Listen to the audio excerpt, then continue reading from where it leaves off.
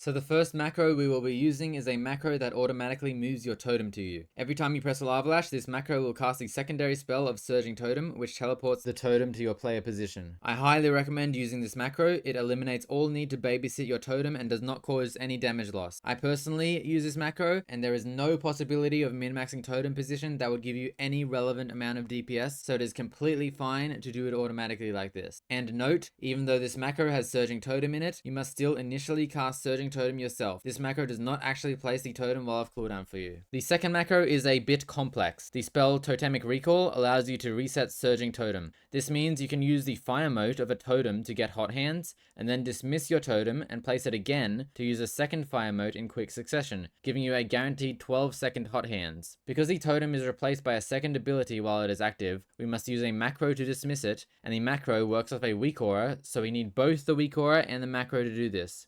And here is an example of me opening with it on single target. Pre-pull, I will place my totem away from the boss, and then use Totemic Recall to reset it. I'll cast my Flame Shock, Wave, and Wolves, and then I will just cast Lava Lash, instantly macro delete my totem, replace it, and cast Lava Lash again, and then continue with my normal rotation.